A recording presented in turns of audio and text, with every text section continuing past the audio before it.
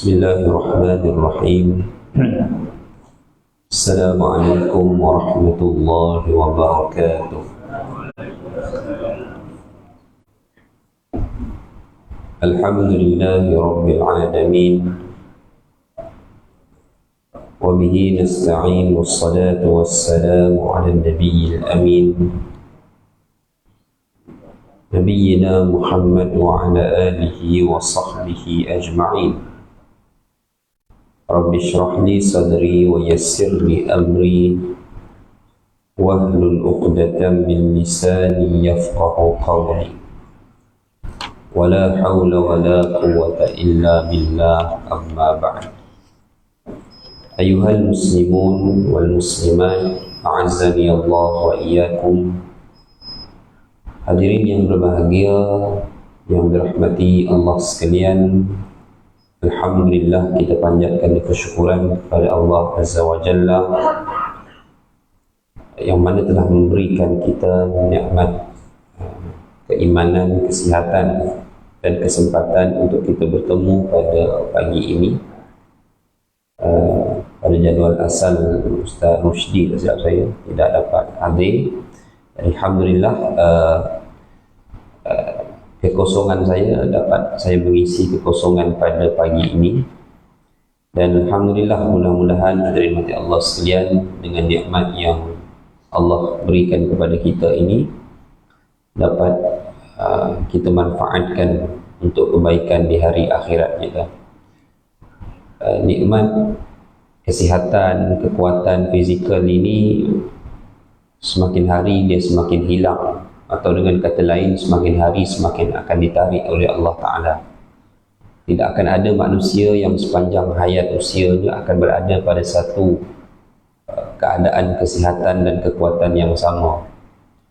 Lambat laun, sama ada muda atau berumurnya kita pada hari ini, kita akan sampai juga suatu masa, fasa-fasa di mana jasad kita, tubuh badan kita semakin melemah.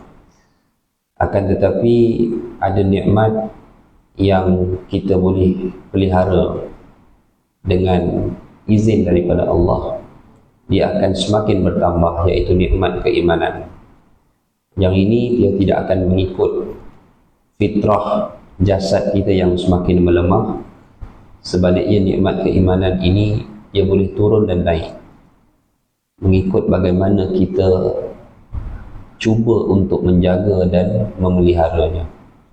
Boleh jadi tatkala badan kita ada kekuatan, nikmat keimanan kita tidak begitu kukuh, tetapi sampai suatu masa di mana nikmat kekuatan fizikal dan kesihatan tidak lagi berada pada tubuh badan kita, tetapi dalam masa yang sama nikmat keimanan kita pada waktu itu lebih baik daripada saat-saat sebelumnya. Jadi mudah-mudahan hadirin mati Allah sekalian, hal ini mengingatkan kita untuk kita terus memelihara akidah dan juga keimanan yang membolehkan kita mengecapi nikmat kemanisan dalam beribadah. Baik, jadi hadirin yang dirahmati lagi dikasihi Allah sekalian, kita sambung sahajalah pengajian kuliah maghrib kita dalam membaca tanda-tanda umum ataupun boleh dikatakan sebagai tanda kecil daripada perkara-perkara yang Nabi sallallahu alaihi wasallam sebutkan akan berlaku selepas zaman baginda hinggalah kepada pemisah antara tanda kecil dan tanda besar.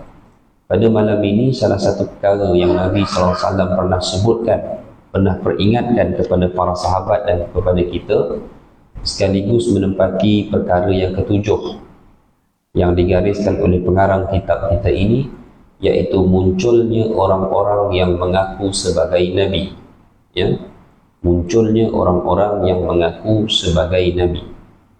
Jadi kata pengarang hafizahullah, di antara tanda-tanda kiamat kecil ialah munculnya pendusta-pendusta yang mengaku menjadi Nabi, yang jumlahnya mendekati 30 orang. Macam mana tu pengarang boleh kata jumlahnya mendekati 30 orang? Kerana dia ada hadis, Nabi sebut angka atau jumlah itu. Sebahagian mereka telah muncul pada zaman Nabi dan pada masa sahabat. dan mereka akan sentiasa muncul. Maka pembatasan yang disebutkan dalam hadis, yakni sekitar 30 orang itu, bukanlah dimaksudkan untuk semua orang yang mengaku sebagai Nabi secara mutlak, kerana jumlah mereka sebenarnya tidak terbatas. Maka yang dimaksudkan dengan pembatasan dalam hadis-hadis tersebut ialah untuk orang-orang yang mengaku menjadi Nabi dan memiliki kekuasaan, kata pengarang, ramai pengikutnya dan masyhur di kalangan orang ramai. Apakah hadisnya? Diriwayatkan oleh Al-Imam Al-Bukhari dan Muslim daripada Abu Hurairah radhiyallahu anhu. Nabi SAW bersabda, "La taqumu as-sa'ah hatta yub'atsa dajjalun kazzabun qaribun min salasin kulluhum yaz'umu annahu Rasulullah." Tidak akan berlaku kiamat sehinggalah dibangkitkan pendusta-pendusta.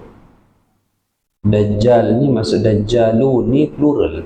Biasa kita sebut Dajjal, tapi Nabi guna kalimah Dajjalun secara plural. Apa? Dalam bahasa Arab jamak dia panggil kan. English panggil plural lah. Ya. Dajjalun kazzabun. Dajjal itu dah maksudnya pendusta.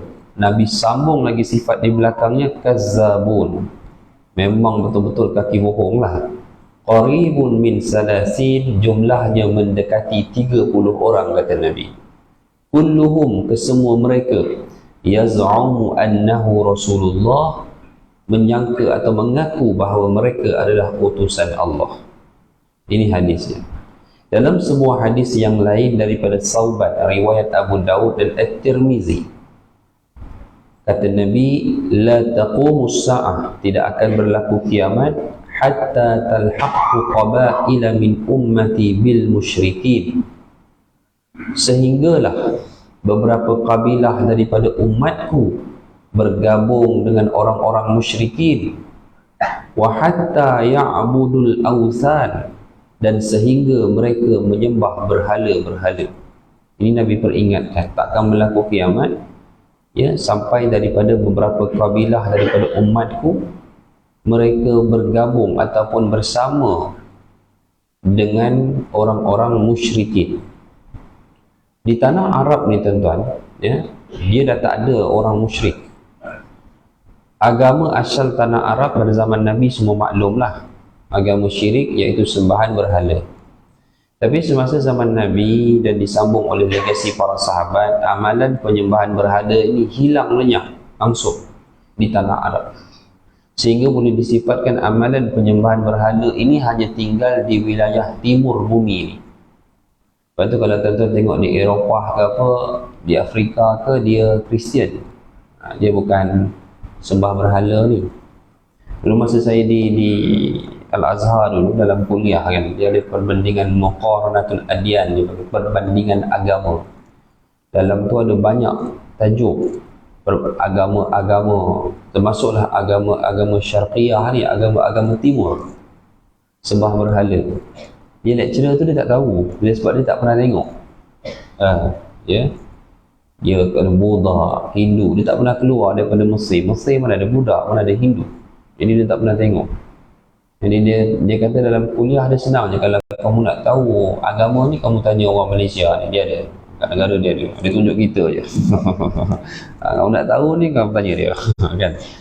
Dia tak tahu, dia sebab dia tak ada kat sana. Dia masih tu Kristian je lah kalau ada pun.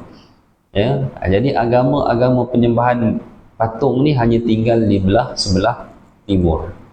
Dan tuan-tuan pun maklumlah, dua agama paling besar lah, ya, Hindu dan juga Buddha, yang juga menempati dua negara paling besar penduduknya, China dan juga India. Okey, tetapi ada isyarat daripada Nabi bahawa tanah Arab itu ketika berlaku kiamat, penduduk ni menyembah berhala. Nabi dalam Sahih Muslim, Nabi pernah sebut kepada Abu Hurairah. Abu Hurairah ni datang daripada suku Daus, nama suku dia Daus, Ad-Dausi, daripada Yaman. Kata Nabi kepada Abu Hurairah, tak akan berlaku kiamat sehinggalah nanti kabilah kamu, suku Daus, wanita-wanita mereka akan menggoyangkan pinggul mereka mengelilingi Zulkhulaisah. Siapa dia Zulkhulaisah? Itu berhala besar yang disembah oleh orang Yaman pada zaman jahiliyah. Akan ada balik, Nabi kata. Okey. Jadi sekarang ni memang tak ada, hanya ada satu tempat sahaja. Saya tak pasti sama ada di Abu Dhabi ataupun Dubai. Saya kadang-kadang keliru dua wilayah ni. Inilah negara Arab, wilayah pertama yang mengembalikan rumah ibadah, bukan ibadah sebenarnya, rumah penyembahan berhala. Dia buat kuil kan dekat yalah, dia bagi alasan sebab Emirat ni ramai Indian, betul, tak nafi, memang ramai Hindu daripada orang-orang India yang bekerja di sana. Tapi itu tak menjadi sebab kerajaan mereka perlu untuk membina sebuah rumah berhala untuk mereka, dalam keadaan Nabi telah membersihkan tanah Arab daripada amalan penyembahan berhala jahiliyah ini. Baik. Dan mungkin kemungkinan yang Nabi maksudkan ini adalah mereka, kerana mereka lah pada hari ini yang membawa masuk kembali tempat-tempat pengibadatan begitu. Wa innahu sayakunu fi ummati salasuna kazzabun. Nabi kata, dan sesungguhnya akan ada di kalangan umatku ini 30 orang pendusta besar yang masing-masing mengaku kulluhum yaz'umu annahu nabi, setiap mereka mengaku ianya adalah nabi. Wa ana khatimun nabiyyin la nabiyya ba'di, sesungguhnya aku adalah penutup kepada para nabi dan tidak ada nabi selain daripada aku. Baik tuan-tuan, apa sejarahnya di zaman Nabi? Kita maklum, bila Nabi kata orang yang mengaku Nabi, dia boleh muncul dalam dua bentuk. Pertama, dia sendiri mengaku dia Nabi, dan biasanya orang macam ni dia tak tahan lama lah tuan-tuan. Kalau di Malaysia dia jadi jenayah, dia jadi jenayah syariah mengaku Nabi. Baik tuan-tuan mengaku Mahdi, okey lagi, dia tak ada akta boleh tangkap. Yang tuan-tuan mengaku Mahdi, nak tangkap atas dasar apa? Siapa-siapa boleh mengaku ya dan tidak saja. Tapi kalau mengaku Nabi, ini boleh dikenakan. Ramai dah lah orang Melayu kita yang mengaku Nabi kan, Rasul Melayu apa semua tu kan, banyaklah kan. Ada yang tapi semuanya tak boleh jawab lah bila disoal siasat oleh Jabatan Agama. Ada yang letak jawatan pun lepas tu. Saya letak jawatan lah kalau awak banyak sangat bersoal kenabian. Saya letak jawatan lah, tak apa. Itu bingung tu tuan-tuan. Kan? Dia baca surah Yasin kan, dia kata kan, Yasin wal Quran Hakim innaka laminal mursalin, sesungguhnya kamu benar-benar daripada kalangan utusan. Kamu tu dia kata akulah maknanya. Dia boleh faham macam tu tuan-tuan. Langsung dia kata dia Nabi. Baik, itu cerita terpencil di tempat kita. Di Arab berlaku, di zaman Nabi telah berlaku tuan-tuan. Tuan-tuan pernah dengar suatu nama dipanggil Musailamah Al-Kazzab. Dia hidup zaman Nabi, dia hidup zaman Nabi, dan boleh dikatakan antara orang yang Nabi gelarkan dia dengan gelaran buruk. Hampir tuan-tuan, tuan-tuan takkan jumpa perempuan sekalian dalam sirah Nabi gelarkan mana-mana orang dengan gelaran yang buruk, tak ada. Paling teruk Nabi dan para sahabat panggil Abu Jahal. Abu Jahal tu nama dia siapa? Ammar bin Hisham Al-Makhzumi. Dia bapa saudara kepada Khalid bin Walid. Dia ni tuan-tuan, kenapa dipanggil Abu Jahal? Kerana orang Mekah panggil dia Abul Hakam. Abul Hakam maksudnya bapa kebijaksanaan. Nabi paling balik bijak. Apa kalau macam tu? Itu sebab tu Nabi panggil Abu Jahal. Okey, baik. Musailamah Al-Kazzab ni, dia hidup zaman Nabi lagi, dan dia ni merupakan pembesar, ada kata ketua. Zaman tu dipanggil sebagai ketua kabilah lah, bagi satu daerah bernama Yamamah. Ada sampai sekarang di Saudi. Yamamah ni penting. Yamamah ni tuan-tuan, dia kawasan tanaman gandum. Ceritalah Madinah ke Mekah ke, masing-masing kota ini bergantung kepada Yamamah. Ada satu cerita, Sumamah ibn Awsal, okey, yang kisah nak bunuh Nabi apa semua tu, lepas tu dia ditangkap, dia diikat di masjid, tiang masjid Nabi 3 hari 3 malam. Yang bila dia dilepaskan oleh Nabi pada malam hari yang ketiga tu, akhirnya dia masuk Islam. Dan dia masuk Islam. Sumamah ibn Afsal ni siapa? Dia adalah pentadbir, boleh dikata expo pertanian lah, menteri pertanian Yamamah. Lepas dia masuk Islam, dia kata tak akan aku izinkan sebutir gandum pun masuk ke kota Mekah, melainkan masa tu Mekah belum dibuka lagi lah, masih musyrikin lagi. Tidak akan aku izinkan sebutir gandum pun daripada negeriku masuk ke Mekah, melainkan dengan izin Rasulullah. Sebut. Baik, Yamamah ni ada pembesar dia, iaitu Musailamah Al-Kazzab. Dia ni Islam tak Islam, statusnya, pendapat masyhur kata mula-mula dia Islam. Tetapi selepas daripada itu, dia menuntut suatu perkara yang tak logik. Ya, dia nak mengislamkan satu wilayah dia tuntut satu perkara, dia minta perkongsian status kenabian dengan Nabi. Dia bukan nak jadi Nabi seorang, dia nak jadi Nabi dengan Nabi. Kita dua-dua kita pair lah. Kamu di Madinah, aku di Yamamah. Mana-mana boleh macam tu. Tak ada. Wa ana khatimun nabiyyin. Bukan. Nabi kata, bukan aku tak mau bagi. Allah telah menetapkan aku yang terakhir. Kan? Kalau ikut Nabi, Nabi nak bagi pada Abu Bakar. Nabi pun nak Umar jadi Nabi. Tapi itu bukan ketetapan yang ada di sisi Allah. Maka Musailamah minta perkara yang lain. Bila Nabi tak boleh tunaikan, beginilah. Tatkala kamu meninggal nanti, maka serahkan kenabian kepada aku. Dah pula dia minta begini. Nabi kata tak boleh. Ya, bila tak boleh ni, akhirnya dia declare sendiri dia adalah utusan Allah. Dia tulis surat kepada Nabi, min Musailamati Rasulillah. Dia tulis daripada surat tu, daripada Musailamah Rasulullah. Tak apa, sebab surat daripada pembesar kabilah daerah, Nabi balas balik. Itulah yang Nabi tulis, ila Musailamata ila Musailamata Al-Kazzab. Nabi balas balik surat ni ditujukan kepada Musailamah Al-Kazzab yang berdusta, yang pendusta. Dia ni tuan-tuan, semasa hayat Nabi lagi, Nabi dah cela dia. Sebab apa? Sebab Allah dah bagi satu mimpi kepada Nabi tentang perihal akhir hidup dia. Sebab tu Nabi gelar dia Al-Kazzab. Nabi takkan gelar mana-mana orang yang mana Allah tak wahyu kepada Nabi apa kesudahan hidupnya. Abu Sufyan, jahat macam mana pun kita maklum, Abu Sufyan last Islam. Sepanjang hayat Nabi tak ada cela Abu Sufyan dengan perkataan-perkataan yang buruk. Kerana Allah tak beritahu kepada Nabi apa kesudahan Abu Sufyan, dan ternyata rupanya sampai satu masa Allah menetapkan keislaman bagi Abu Sufyan. Baik, Musailamah Al-Kazzab ini tuan-tuan hidup selepas Nabi wafat, dan dia terus menukar status dia sebagai seorang Nabi. Penduduk Yamamah memeluk Islam, azan dilaungkan di Yamamah. Tetapi selepas daripada asyhadu anna Muhammadar Rasulullah, ada tambahan asyhadu anna Musailamata Rasulullah, dia tambah gitu.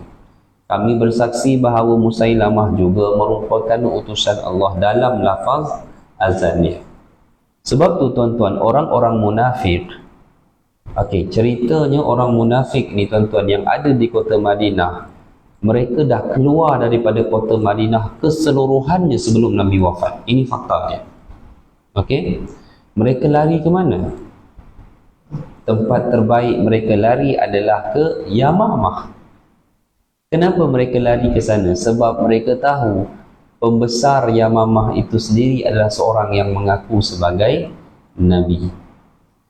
Dan mereka di sanalah munculnya golongan yang enggan membayar zakat, yang mana mereka diperangi oleh Abu Bakar semasa zaman kekhalifahan beliau. Perang itu dipanggil sebagai perang Yamamah.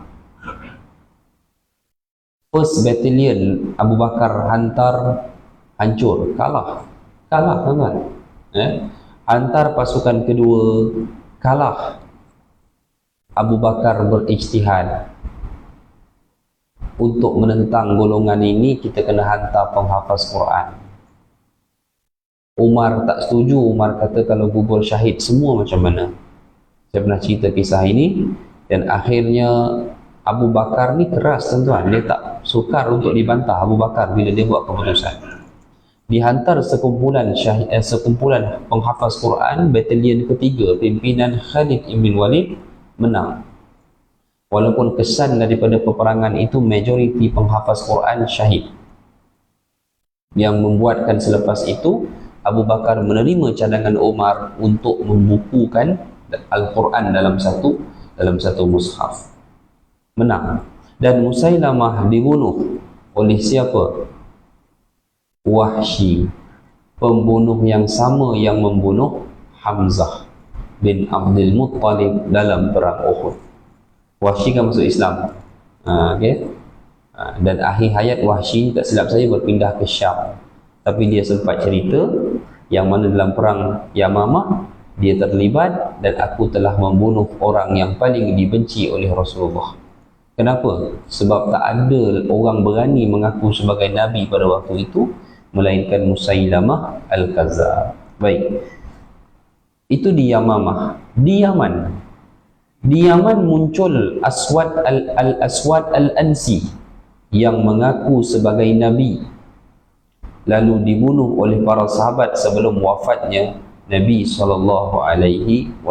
Al-Aswad Al-Ansi ni, dia dibunuh oleh Fairuz Ad-Dailami. Okey, siapa yang nak sangat dia dibunuh?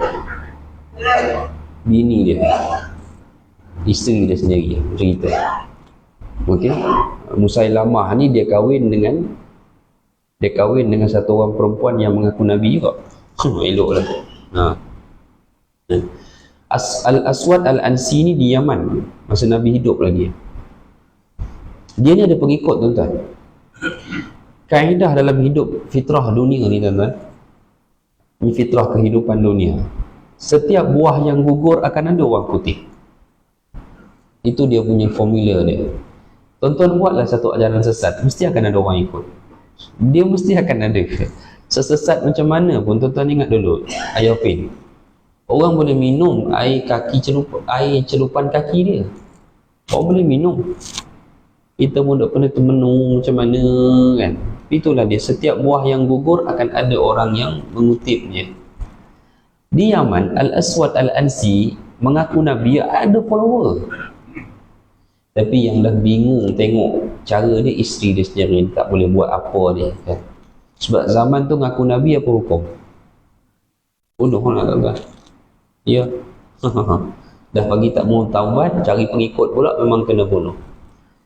Isteri dia telah memberikan waktu terbaik kepada seorang bernama Fairuz Al-Dailami, dan dia telah mengambil kesempatan itu untuk membunuhnya di rumah dia sendiri.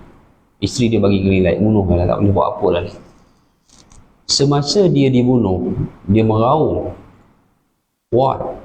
Pengikut-pengikut dia keluar, nak masuk, nak serbu rumah, apa jadi kepada Nabi palsu mereka tu. Fairuz Ad-Dailami keluar dengan tenang. Dia dah bunuh kawan tu. Dia kata tenang, dia kata Nabimu sedang berhadapan dengan penciptanya, dia kata. Maknanya dia orang ni faham yang mana Fairuz Ad-Dailami yang dah bunuh Nabi palsu Al-Aswad Al-Ansi tadi, dia kata bahawa Nabi kamu sedang berhadapan dengan penciptanya. Maksudnya apa? Maksudnya dia orang faham tengah jumpa Tuhan. Kan? Sebab tu bunyi begitu. Tapi sebenarnya Fairuz Ad-Dailami tidak berbohong. Betul lah tuan-tuan, memang jumpa pencipta terus. Kan? Sebab dia dibunuh, dan dia dah dibunuh di zaman Nabi lagi. Baik. Keluar lagi satu nama, Sulaihah bin Khuwailid Al-Asadi. Ya. Tetapi kemudian dia bertaubat dan kembali kepada Islam dengan keislamannya yang baik. Khuwailid al-Asadi, ni adik-beradik ya dengan Khadijah binti Khuwailid, Bani Asad ya. Baik, dia taubat ya, dan kembali kepada Islam dan akhirnya menjadi seorang sahabat yang baiklah. Dan lalu muncul pula Al-Mukhtar As-Saqafi. Ini dalam sejarah nama besar, penipu pendusta, Al-Mukhtar As-Saqafi, yang menampakkan kecintaannya kepada ahli keluarga Rasulullah serta terlibat dalam menuntut bela darah Al-Husain yang dibunuh di Karbala. Siapa dia? Mukhtar As-Saqafi. Pengikutnya begitu ramai, bahkan dia dapat menguasai kota Kufah semasa permulaan pemerintahan Abdullah ibn Zubair. Kemudian dia diperdayakan oleh syaitan sehingga dia mengaku menjadi nabi dan dituruni malaikat Jibril. Ini asalnya ya. Maksudnya pada waktu asalnya dia tak ada apa, dia hanya terlibat sebagai orang yang membela Al-Husain. Tapi sebenarnya that time pun sudah fanatik kepada Ahlul Bait. Ini Syiah peringkat awal lah cerita dia, kan? Syiah pun pada peringkat awal dia bukan macam Syiah hari ni, tuan-tuan. Syiah peringkat awal dia politik je.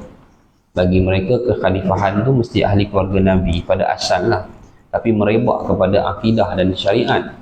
Baik, kemudian entah macam mana dia dikuasai oleh syaitan sehingga dia mengaku Nabi ya.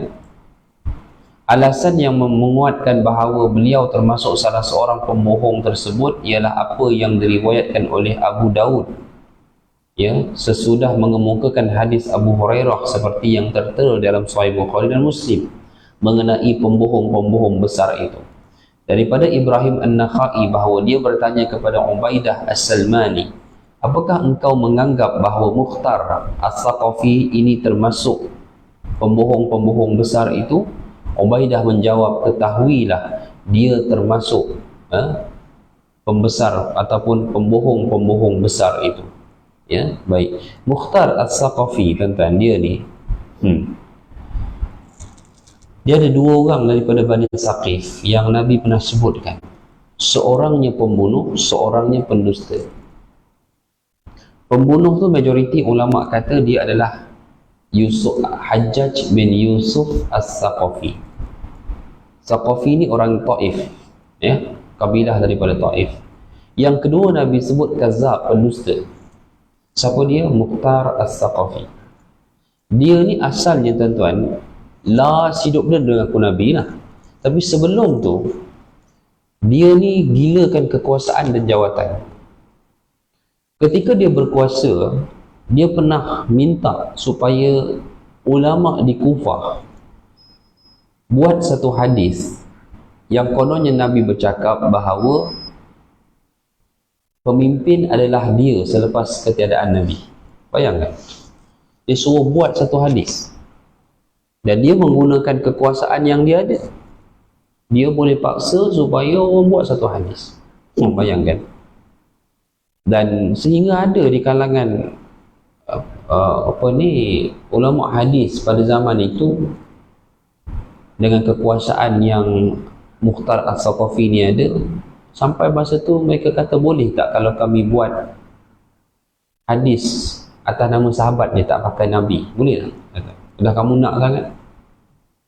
Dia kata tak kick lah, dia nak nama Nabi juga. Dia kata benar, tapi azabnya pun lebih berat kalau kamu guna nama Nabi. Tapi dia sampai ke tahap itulah ya, mereka ini. Baik, muncul selepas itu Al-Haris Al-Kazzab yang muncul pada zaman pemerintahan Abdul Malik ibn Marwan. Akhirnya dia dibunuh ya, akhirnya dia dibunuh. Baiklah hadirin sekalian, di zaman moden ini juga kalau kita tengok muncul ramai sebenarnya.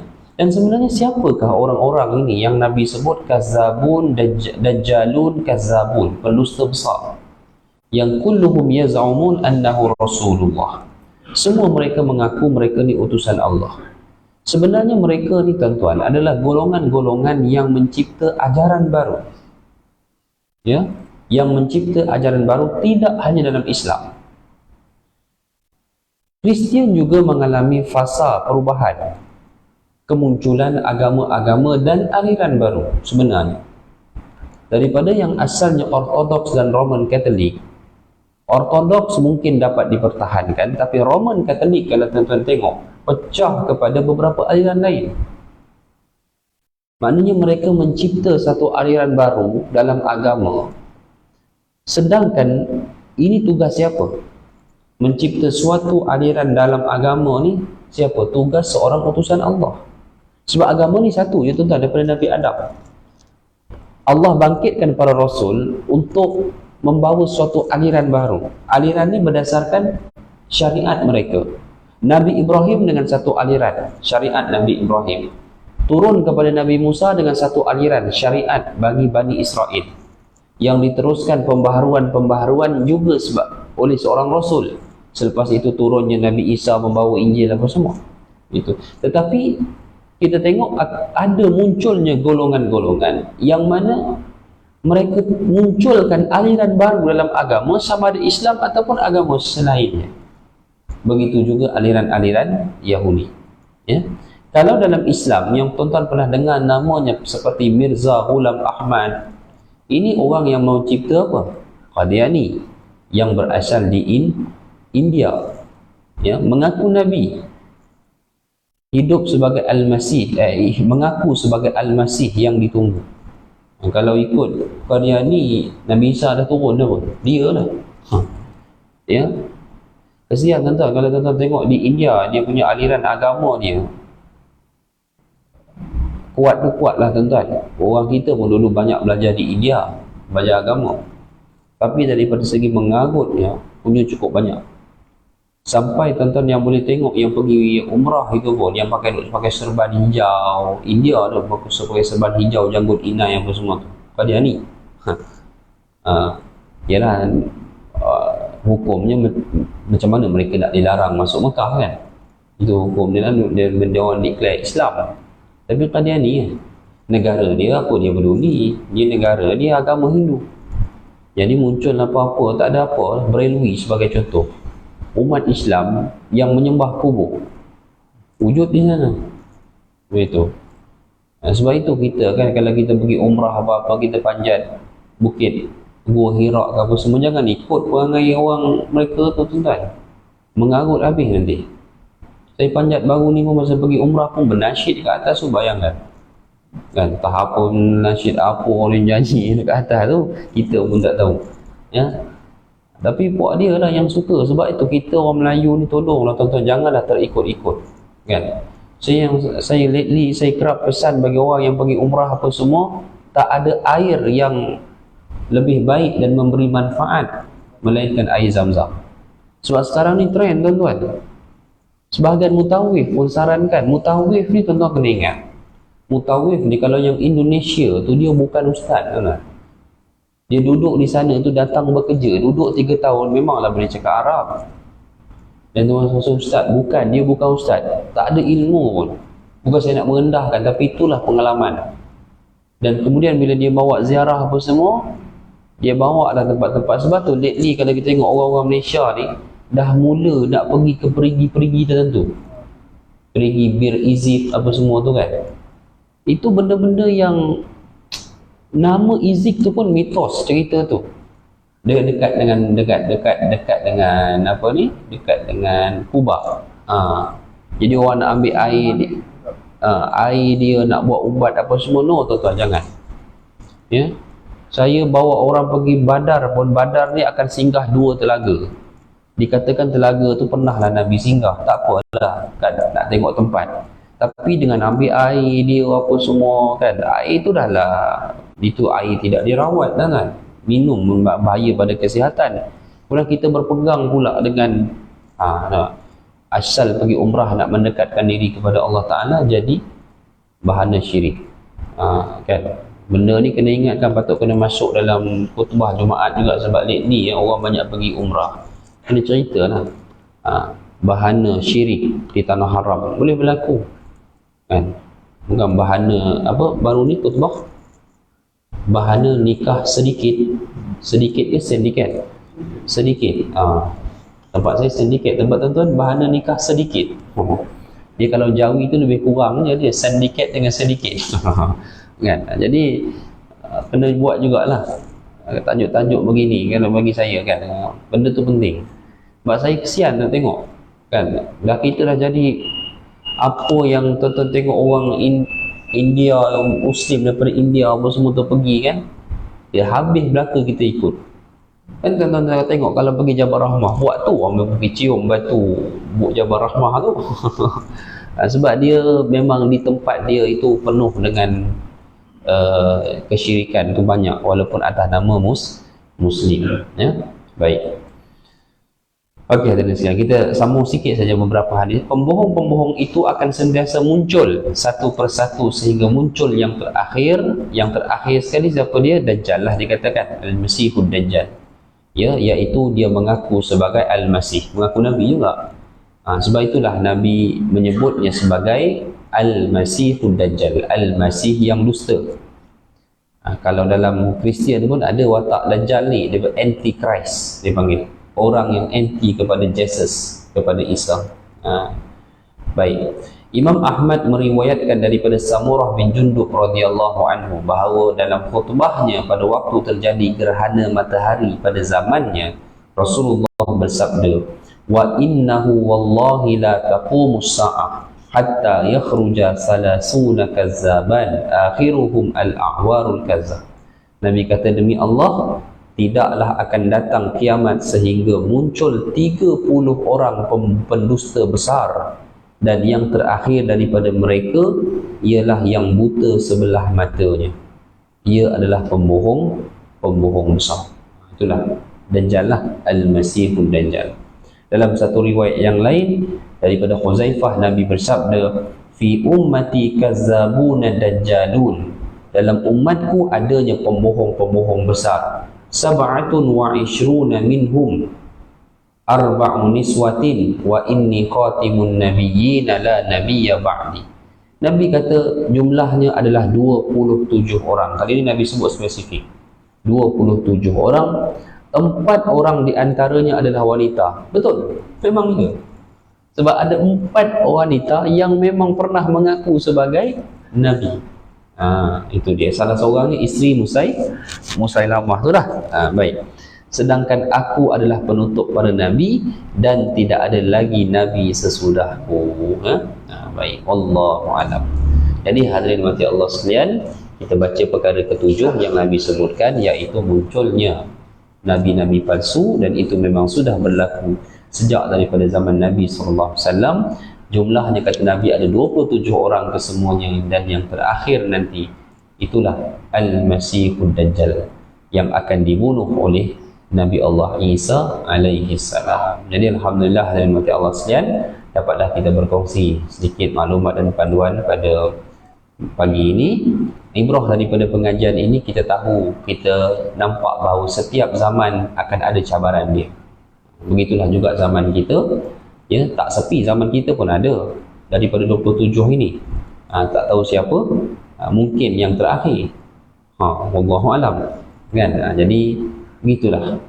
Agar-agarnya insya-Allah Allah selamatkan kita daripada penyelewengan ataupun kegelinciran akidah, dan semoga Allah terus memelihara kita dengan ibadah yang baik dan sempurna. Ya, wallahu a'lam. Jadi alhamdulillah hadirin sekalian, sekarang itu dululah insya-Allah untuk pagi ini. Mudah-mudahan Allah merahmati segala usaha kita. Mohon maaf daripada saya. Kita bertemu lagi bulan hadapan. Aqulu qawli hadza wa astaghfirullah. Assalamualaikum warahmatullahi wabarakatuh.